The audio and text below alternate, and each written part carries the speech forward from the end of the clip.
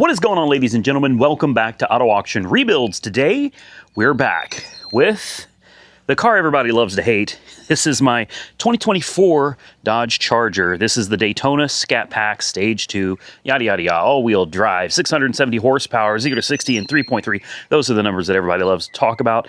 Range of approximately 250 miles. And today's a big day for this car. The reason being, it is loaded with bugs. Unfortunately, Stellantis decided to release this car, well, before it was actually ready. The software was not ready for this car to be sold to the masses and hitting the streets. And we experienced a slew of problems with this car, but thankfully, even though I've had some pretty serious issues with the car, I haven't had some of the problems that other owners have had, like the car bricking itself, not being able to open the doors, the battery shorting out and dying. The low voltage battery apparently can short out and just die. The car may let you in, but then the shifter won't work, so you can't drive it, or it'll let you drive, but it goes into turtle mode, and you can barely get it to move through an intersection, and the top speed will be limited to like 30 miles an hour. So I haven't experienced any of that. So I count my blessings and consider myself lucky. Now, with that said, we did have a ton of problems taking this car on a 1,400-mile road trip. I mean, it was a disaster. The first day was 18 hours on a 10-hour trip. The second day was 16 hours on the same 10-hour trip. It was absolutely miserable. With that said, the car is so nice. It's luxurious. It's comfortable. It's big. It's heavy. It holds the road great. The all-wheel drive is awesome. It's wider than a wide-body Hellcat. I mean, this thing tracks and holds the road like you wouldn't believe. It gets up to speed super fast. I mean, it is an amazingly quick car. Honestly, I love the damn thing, but I hate how buggy this car is. Random messages popping up, transmission service failure. It's not communicating with certain chargers, but communicating with other chargers. Now, that could be something to do with this car. It could also be something to do with the charging infrastructure.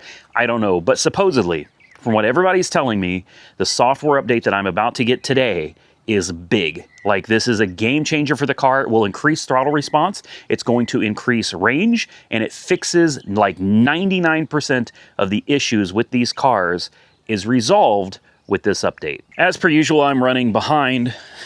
Hopefully David Stanley doesn't mind.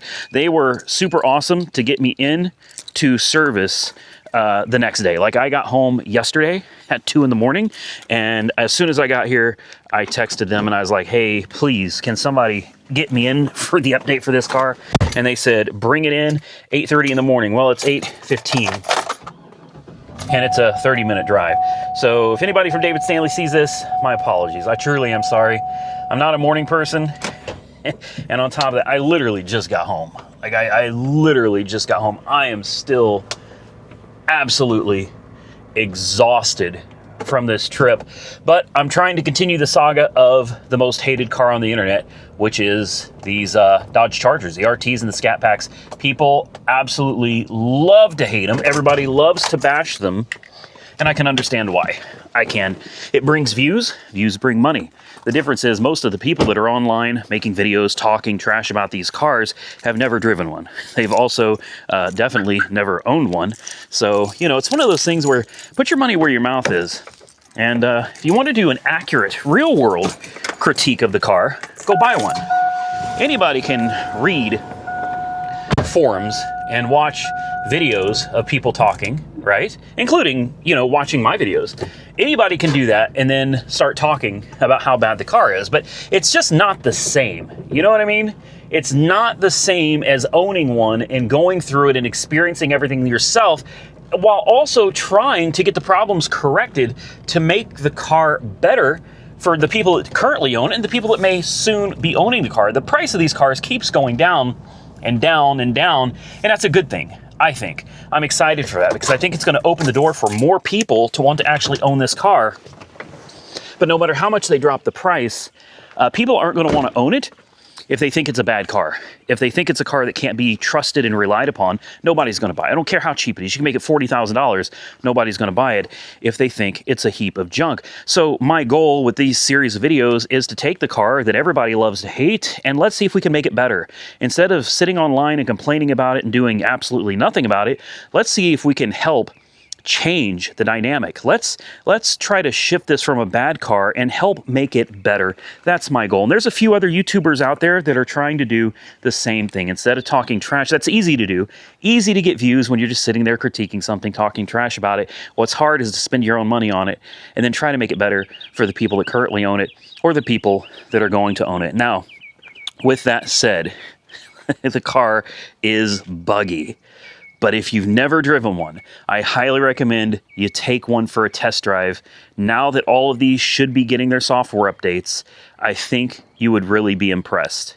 And just to be clear, I'm not knocking any particular person or people on YouTube that are making videos. It's a free country. It's a free place to make YouTube videos, and it's a free place to have an opinion. I don't argue that one bit. You are more than welcome to watch videos and listen to people complain on forums and come to conclusions and then make videos about it. I just don't think that's a very scientific way of doing it. It's not the way I would do something. I have to try it for myself before I can come out and you know, say one way or another what a product is like. It just doesn't make sense to me to talk trash about a product that you've never owned just because you've seen bad reviews. Here's the thing about reviews, and this is why I don't think it's a scientific way of doing things. When you go and you look up a review of a product, typically you're going to find the negative reviews most of the time. People don't tend to leave positive reviews on things. It happens, but more often than not, you're going to find negative reviews on products because when somebody has a problem, they complain about it and they expect something to be done. When a product is working properly, people don't have a reason to go online to take the time out of their day to address how great a product is. It's only when things go wrong that people really start making noise. So if you base your assessment on a product or a vehicle based solely on what people on the internet are saying, do you really know the other side of the equation, the flip side of that coin? Not really, because you don't actually own it to experience it. Cars are crazy. They're like a box of chocolates. You never know what you're going to get. And it's not just Stellantis products. It's GM. It's Toyotas. Toyotas have massive engine recalls, engine failures. You've got GMs recalling tons of their trucks for engine failures. Every car in the industry now is basically falling apart. The car industry is in shambles. It's in bad shapes. We're a shell of what we used to be as an American auto manufacturing country, I should say. Things aren't good these days, guys, but I'm hoping things are going to get better. So why don't we start by, instead of just talking about a product, why don't we take it to the dealership and let's see how long it's going to take and what it's going to take to get this car brought up to date with new software. And I have a squealing window on the highway. This window doesn't seem to close quite properly. You see that gap there? That can't be normal. There's some kind of a loud squealing noise at certain highway speeds, but the wind has to be hitting it just right in the right direction at the right speed. If you look over at this window, you don't have that same gap. All right, this is nice and flush. So I'm going to see if they can fix that as well. Like I said, I'm running late, but it was worth coming out here and telling you guys what we're going to do today. So let's get down to David Stanley and see what they're going to do. Well, let me tell you guys, it has been a roller coaster of a day. You may notice the Charger is not here. So they were nice enough to give me a loaner car so I could go and do the things I need to do for the day. I know I've got other cars, but the problem was I was already out there and I needed something to get back and then to get back there again because I don't have anybody to help me drive or move things around today. So they gave me a 2025 Jeep Grand Cherokee Altitude 4x2, brand new. It only had 13 miles on it when they gave it to me. So they literally gave me a brand new car off the dealership lot to use. And it's probably no coincidence that this is what they set me up with, because my fiance has been talking for about 3 or 4 weeks now about possibly trading in her 2022 Mustang GT on a new Jeep Grand Cherokee. We're thinking about doing a lease deal for her as well. This one, I don't know if you can see it, but it now has 50 miles on the odometer. It still has all the stickies and everything. Everything's still here, except for this. I didn't remove that. I don't remove any of the sticky stuff that's on these cars. I leave them just the way they are because I know that they're still brand new cars. 3.6 liter Pentastar V6. It's really nice. I'm actually going to do a review on this because this is a pretty decent SUV. We've used it to run several errands today, and it's decently sized, man. It's not the Escalade by any stretch of the imagination, but plenty of room.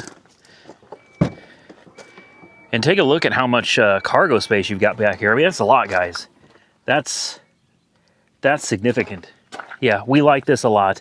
But this is a 4x2 version, and if she's going to get one, it's got to be 4x4. In fact, I don't understand why anybody would buy a Jeep that's two-wheel drive. It doesn't make any sense to me. So now, moving on to to my car.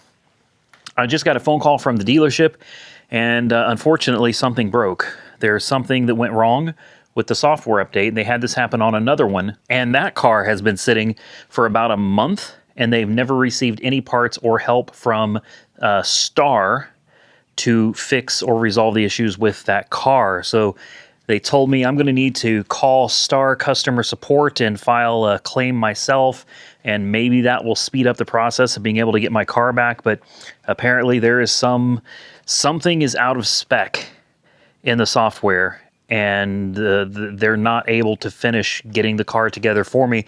And unfortunately, there's no ETA on when this is going to be done. Like I said, the same thing happened to another one of their Scat Packs out there, and it's been sitting behind a gate, you know, just waiting for Stellantis or Star, whoever these people are, to help them get this fixed. They've put in the request, they've sent the paperwork and everything over, and they've gotten nothing. So they have a brand new, this is literally not a customer's car, a brand new car on their lot that they cannot sell. It's just sitting there broken because they will not help them with whatever needs to be fixed. So I'm sitting here wondering, how's this going to affect me? Because if that car has been sitting there, am I going to be without my car? This really, really sucks, because I just found some big news on the internet that could literally change the game when it comes to this car. Not just a software update, but something else that's really huge. And if what I found is true, number one, I have to test it for myself. It cost me $200 to buy the part so that we can try this. But I'm willing to spend the money and take the risk myself to see if I can share this information with you guys. I'm not going to say what it is yet, but I was excited to be able to go and try to do this and make this video for you guys. And then I get this news. So yeah, I have to take this back, and they're going to put me in something else. And then I guess we continue this video. Who knows? A week, 2, 3, a month? I have no idea. Well, we have an update. So this is crazy. It's literally in the span of minutes. They told me the car was broken. I needed to bring this back, and we needed to swap it out. And this was going to probably be a major PITA. And literally minutes after I was finished filming that segment for you guys, I got another call, and this time they say that whatever this error is for something being out of range or some parameters being out of spec, this is normal on the Scat Packs. Apparently this is a normal thing, a normal error, and it's because the Scat Packs are not equipped with whatever module this thing is trying to get calibrated. The RTs have this module, but the Scat Packs do not. So you will get this error on Scat Packs. They said basically it's an error that you just have to ignore and continue on. So they told me, great news, I will be getting my car back today. And even better news, it should be done in about an hour. So it is 3:15 right now. I'm probably going to go ahead and make my way over there pretty quick, because I am really excited to get the car back. I am super excited to plug it in, charge it up to full, because it always at full shows right around 236 miles, but realistically, it'll do about 250. But the screen will show you 236 when full. I was told that there is a definite possibility the range is going to be improved with the new software update. I was also told the throttle response, the acceleration, is going to be better as well. And the best part is that it resolves all of these major bugs that these cars are notorious for having, even though I didn't experience a lot of them. Things like braking, where the car will not run, the car will not move, the batteries, like dying, the car shutting itself down and dying to where you can't even get into it anymore without having to pop the door thing off. Lots of bugs, turtle mode, there's not charging. So many issues that are resolved with this software update that's going to make this car a lot more usable. So I'm going to pack it up. I'm going to go do a review of the Grand Cherokee, and then we're going to get back down to the dealership and pick up the Scat Pack, and we're going to see if we notice off the bat anything different. And just like that, we are back in the Charger again. Fired up. I'm so excited. I'm really excited about this because the software update is supposed to fix like everything that I've had wrong with this car, man. It's all software related. And as of right now, this should all be fixed. The window, they did the adjustment for the whatever needs adjusted. They adjusted it so there shouldn't be any more wind noise. The noise of something rolling around in the door, it's a broken regulator, so they've ordered another regulator. However, the good news is even with the broken regulator, the window works. Uh-oh. There we go. As I was saying, the window works even with the broken regulator, so I can still roll it up and down. Mileage is 2,447 miles, so this is exactly when it got updated, guys. And now we should have better range. She said the charging issues, a lot of them that we were having were software related.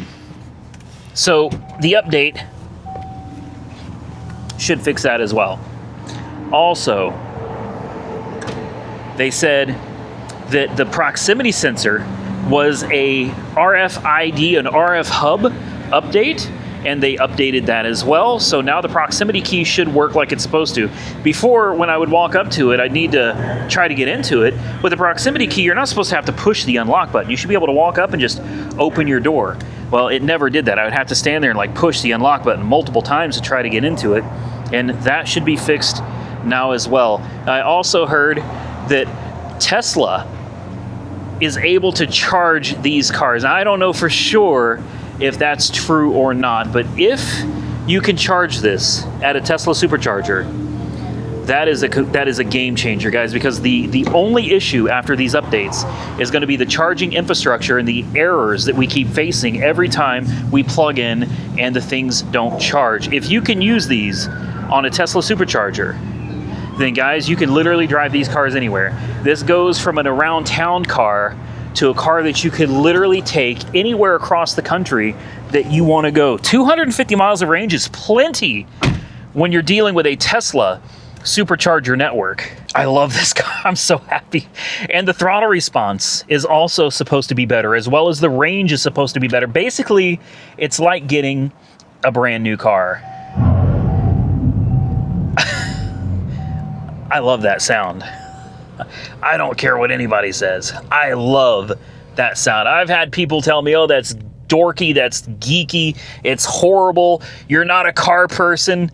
Well, you know, to each their own, I say. With that said, we have a car that is super powerful, all-wheel drive, very quick. And whether people like it or not, it's a real contender. It's just not a muscle car. I don't care how many times people say that it is, it's not. It's a grand touring car, in my opinion, and a damn good one at that. So one of the other issues was a kind of laggy screen, so let's just touch on it a little bit and see. Oh no, that's 1,000 times better. That's 1,000. Are you kidding me? Yeah, this is 1,000 times better. Yeah, it still can be a little slow depending on what menu you're clicking on. But I mean, this is not bad. You see, you saw the lag there, right? I mean, you can't hide it. Like this right here, we're pushing back and it took a minute. Whoop, we don't need those. Performance pages, again, there's a little bit of a lag there. You get your performance pages, but overall, much better. And then back to home again.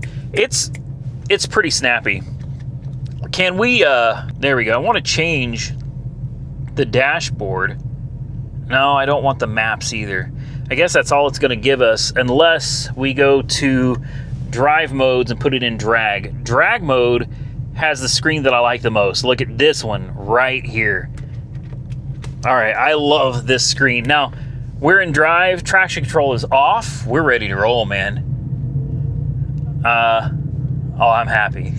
I'm happy because I'm excited. I have heard so many bad things about this car. Everybody out there is talking about horrible things with this car, and I get it because a lot of people had a lot of problems with it, and the price was too high, and blah, blah, blah. I know.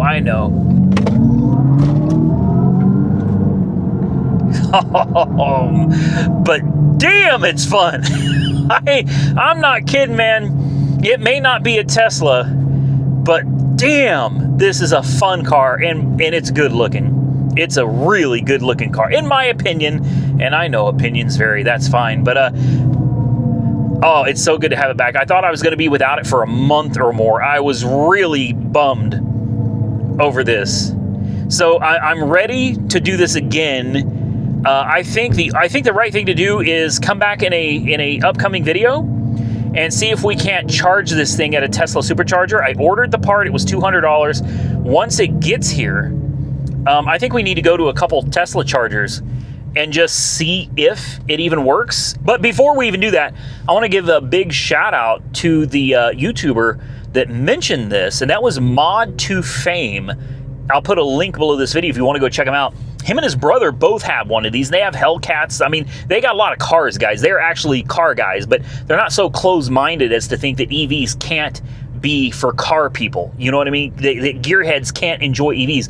They enjoy them. They love this car. They both have one. So I'm going to put a link to their video below because that's where I saw that his brother was charging at a Tesla supercharger. And I was like, wait a minute. I was told you can't charge there. I was literally watching them. The video, as of the making of this, was 2 weeks old.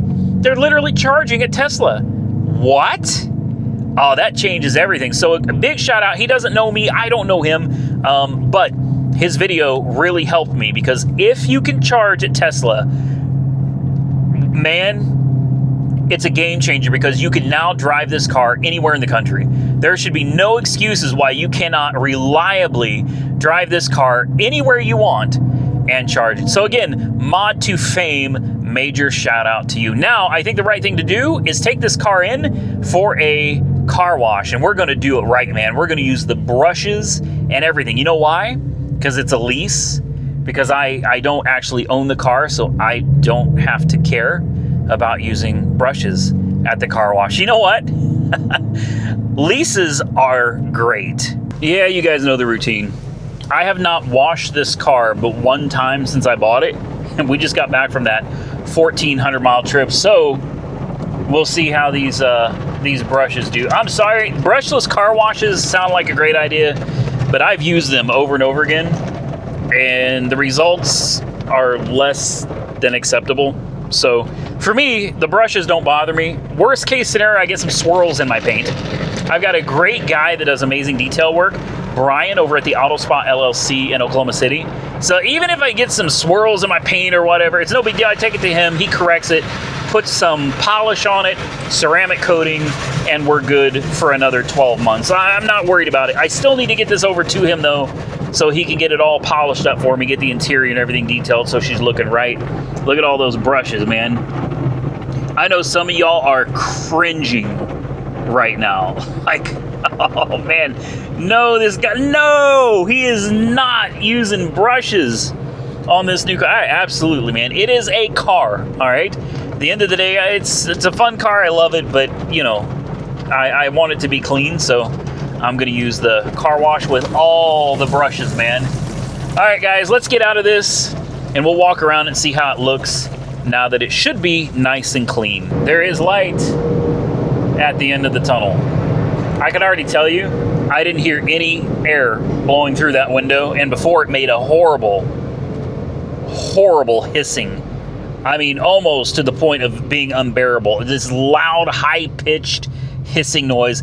It was so bad you'd have to crack that window just to be able to drive without going insane. So that's another reason why I wanted to bring it in here, just to you know, kind of check and make sure that window was still seated properly. Now I'm gonna get out. I'm not gonna vacuum or anything. I just want to get out real quick, take a look. Let's see how that car wash did. Do I have the keys on me? I sure don't want to leave them in the car. There we go. Let's just take a quick walk around. The guys that were walking up here were looking at the car hard, man. Like they were staring at it. That didn't. I mean, at least it's all one color now. Before it had mud and it was brown and white and black spots, but as you can see, we got some bug guts that are just still stuck all over the front of the car. That's all right, I'll get that off. I got some bug off stuff down at AAR headquarters. I could take it down there and finish cleaning it up the rest of the way. Wheels and everything came out looking great though, man. This thing's got some mean looking wheels. Massive tires too. Love the look of this thing. It's, you know, not the cleanest, but it'll do. It'll do. This is good enough. So now we're gonna get this thing on the interstate. I'm gonna take it to the house and we're gonna try that proximity sensor on the key to make sure that it's working properly. So far, guys, I'm happy. Well, unfortunately, that window is still making absolutely horrible noises. It's less persistent than it used to be. That intermittent hissing that you're hearing, it used to do that all the time. So it's a little better, but no, man, let me tell you, Monkey Wrench Mike and I did 16 hours in this car with it making a constant, just loud hissing. It's painful. There's also a pretty decent scratch on that window tint. I don't know if you can see it, but it's right there. They're going to retint that for me since they're the ones that tinted the windows to begin with. So no big deal there. If you want to shut that noise up, you crack the window. Just, come on, like that. Right about there. There's a really limited spot that you have to find. It's very sensitive about it. Once you find it, it's now relatively quiet. And if you roll it up again, you're right back to it, man. Acceleration, there is a big difference. And I know because I've gotten to know this car very, very well over the last almost 2 entire days that I drove this thing. I've really gotten a feel for this car, and especially at highway speeds. I mean, she moves, guys, and I'm not even in power shot mode. If I hit power shot, let's see what it does. Punch the throttle to activate. All right, you ready? Oh yeah, wow. Wow.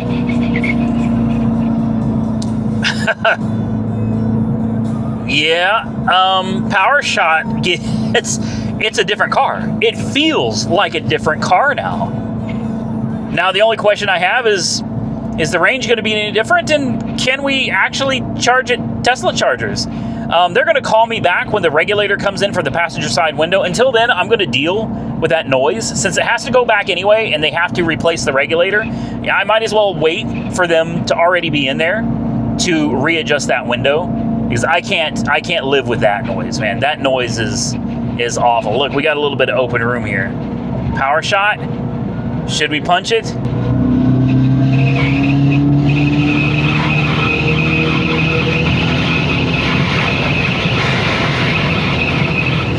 Oh, man.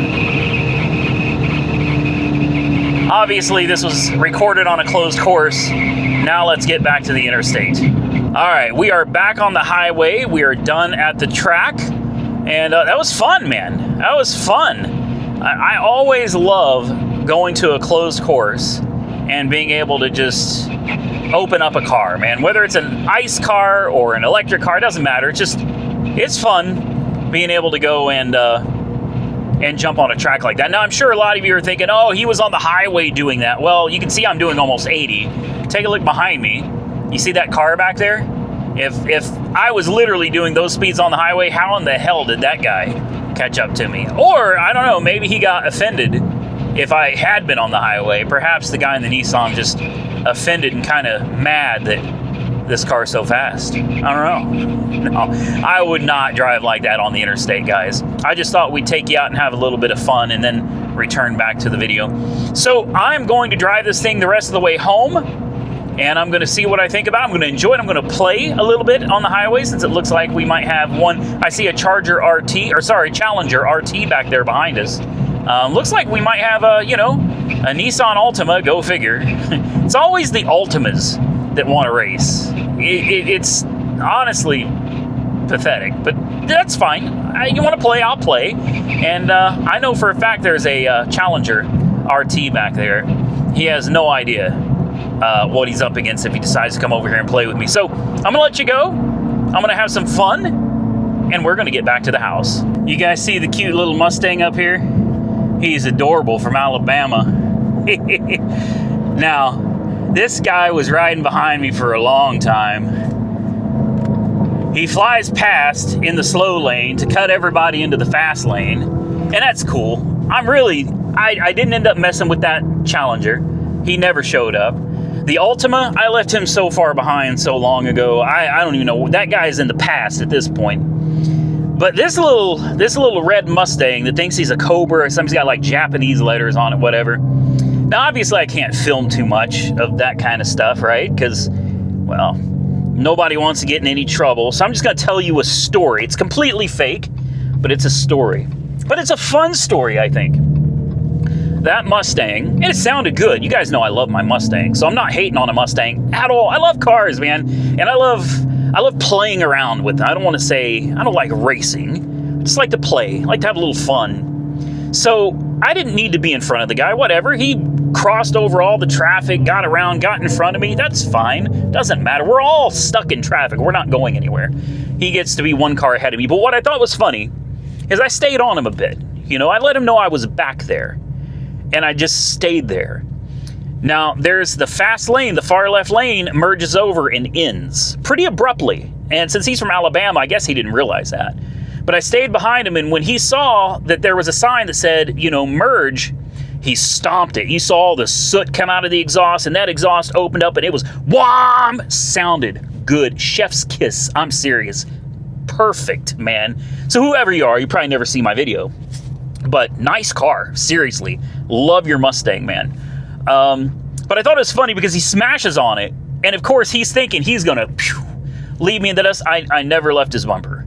Now I'll be the first to admit I had to floor it. All right, we were pedal to the metal, but I never left his bumper. And the best part is, remember, I have the power shot. I never used it. I didn't need to. I didn't need to use it. So I'm not going to say anything else other than that. Other than, dude thought he was going to leave me in the past, and I hung right onto his bumper the entire time. We both merged when the lane ended at the same time. So I promise you, he thought he was really going to walk me, and now he's going to remember that when he runs across a Scat Pack, he might ought to be real careful about his decisions, because these things are incredible. And I'm telling you, I just got back from my road trip a day ago. Yesterday, I took the day off. The day before that, I was driving this car. And now I'm driving it again after the software update. And I am telling you, this car is quicker. I don't know if it's faster, because last I knew they capped the speed at 137 miles an hour, which is kind of a shame. But I'm telling you, I feel a significant difference. This isn't like, you added a 20 horsepower mod to your car and it's like, I can feel it. No. This feels significantly quicker, snappier. It feels so much more, wow, responsive. Oh, please tell me that after the software update, we can redeem this car. Listen, ladies and gentlemen, I've told you from the beginning, even with all the problems I was having in the quirks. I love the car. I really do. I want to see, and it's probably too late for it, I want to see the car succeed. Unfortunately, I think Stellantis killed it, man. They botched it so bad. They sold it, marketed it as something that it wasn't. They released it before they got the bugs worked out. It's just, they pissed a lot of people off. And it's a shame because nobody's giving this car a chance. Nobody. Everybody would rather be on YouTube. It's like follow the leader. You know what I mean? Every little soldier get in line and do what the first one said. You know, everybody's saying the same thing. The cars are awful. The cars are horrible.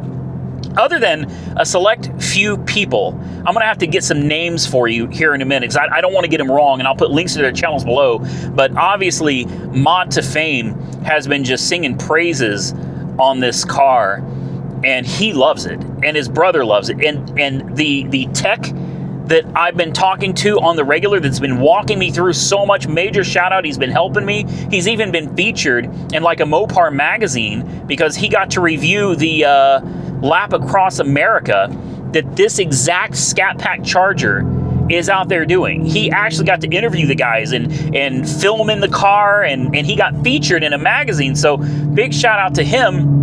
And then there's another gentleman that I hadn't seen, but he turned me on to him as well. And I want to make sure I get all these names right. So bear with me, and I'll share that information with you and put a link to them down below this video. Because if you're interested in this car at all, you should really watch some of the other people that actually own them, that are actually using them. Because if you're interested in this car at all, you need to be watching the people that are actually putting their money where their mouth is. Not the people that are sitting in a chair with a camera pointed at them, and what they're doing is regurgitating information they saw or heard somewhere else.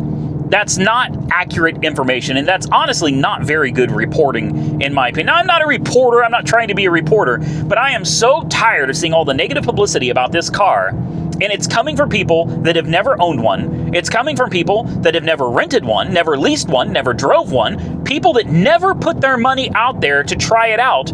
They're just watching what other people are saying, they're hearing what other people are saying, and they're reading what other people are writing, and then they're just running off and making a video about it for clicks because this car is horrible, gets more views than telling people this car is great. And I've told you from the beginning, I love the car, but it was plagued with software problems and then charging problems. Between those two, it makes the car just, for road trips, hang it up. If you're gonna drive it around the city and you want to light people, or you want to get on the highway and have a little fun, let me tell you something, man.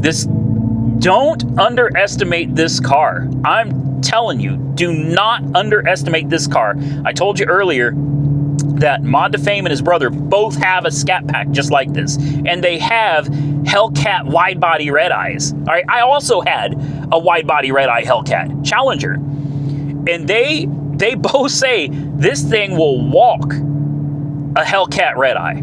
Absolutely walk it light to light. In the long stretch, absolutely not. Hellcat's got way more top end than this thing does. But for the majority of where you're going to be playing around, even though you shouldn't, stoplight to stoplight, or stop sign to stop sign, or maybe even on the interstate a little bit, for the most part, you're going to be walking a lot of cars, unless it's a Tesla Plaid or, I don't know, I think maybe the Model 3 Performance has a better 0 to 60. There are cars out there, obviously, that will do it, mass-produced cars, but not that many. So out here on the street, if you see a Stage 2 Scat, you better watch your back. My heart is still settling down after that Mustang deal, man. You got to drive one. Don't let other people influence your opinion, and that includes myself. You don't have to listen to me. Don't listen to these other people. By the way, Socket Monkey Garage is another one, and Jordan Rose on YouTube. Both of these guys are really out here, along with Mod to Fame, really pushing how great this car is and can be. Go test drive one. Go rent one. I guarantee you on Turo, somebody somewhere's got one. Rent one. See if you can go to a dealership and test drive one. The dealers they're desperate to get rid of them. Prices just keep coming down. They keep getting better and better. I mean, unfortunately, I think the damage is already done to the car's reputation, and nobody's going to give it a chance, so it's a massive flop. But the reality is, what I just experienced driving it from where I was to where I am now, It literally feels like a completely different car. This does not feel like the car I just spent the last 2 days of my life sitting in. This feels like something different. I don't know what all the software updates included. I don't know what all modules were affected. All I can tell you is this thing feels like a whole nother beast. And again, if we can get the charging figured out by using Tesla superchargers, it's over. Man, it's over, because that is a game changer for this beast. Being able to drive wherever you want and have working chargers, fast chargers, everywhere along your route is an absolute game changer. Now, one of the other things that was not working before the software update was being able to navigate and it find charge points along the way. It was one of those things that worked, and then it didn't, then it worked, and then it went away, and it didn't work again. It was really bad. This snapped to it, man. I plugged it in, boom. Unfortunately, there's a lot more stops, it looks like, along the way. If I were to go from my location, which is about 700 miles away from Terre Haute, this thing wants me to charge 1, 2, 3, 4, 5, 6 times. 6 times. It's supposed to take 2 hours and 20 minutes to charge. And I don't know, because I know for a fact I can make it from here to Joplin, because I did it. I also know I can make it from Joplin to Springfield, and then Springfield I can charge in St. Louis. So instead of 1, 2, 3, 4, 5, 6, I can charge 3 times and easily make it to Terre Haute. So I still don't know that I entirely trust this. And again, if we can charge on the Tesla supercharger platform, it makes all of this irrelevant. This doesn't matter anymore. From now on, we can navigate using Tesla chargers. So as soon as my new adapter comes in that will allow me to hook up to Tesla chargers, I have 2 of them out here. We will go and try to charge at both of them just to see what happens. With that, ladies and gentlemen, I'm going to get out of here. Another video down on the electric Dodge Charger that the internet just loves to hate, but when people see it in person, they absolutely love the car. It's honestly, it's kind of a head scratcher for me. I don't entirely get it. Online, everybody hates the car, but yet in person, everybody loves the car. Very, very strange, man. Again, I blame a lot of this on Stellantis for releasing a car that should not have been released yet. It wasn't ready. They should have waited to have released this to the public until they had the software updates fixed so that it didn't have all these bugs. They really should have worked a deal out with Tesla ahead of time so that this car could be on the supercharging network. Between that, marketing the car correctly as a grand touring car instead of trying to force this electric muscle car propaganda down people's throats that nobody bought. I don't care how... Okay, great, whatever. I personally like the exhaust. This is not a muscle car, all right? It's not. You're never going to make... This is never going to be a muscle car, but it's a damn good touring car that is really quick and pretty damn fast, and it looks damn good. A 2-door hatchback. Man, on point. They botched it. They ruined it. And unfortunately, the damage is probably already done. You probably will not be able to save this car's reputation. And ultimately, I think this version of the Charger is probably doomed to be out here in the near future. And we're going to go back to, and it's great they're going to put ICE versions in these. I think that's a great idea, by the way. But Hurricanes, right? 6-cylinder Hurricanes, twin turbo, and most repairs will require engine out service, so be aware of that. And the best part is these Hurricane engines, even the Outlaw, is not going to be able to touch this EV Scat Pack, man. So this is probably as good as these things are going to get. If you enjoyed today's video, do me a favor and hit the thumbs up button and let me know. Consider subscribing to the channel if you're not already subscribed. And until next time, stay safe out there, everybody. I look forward to seeing you all again very soon in the next one.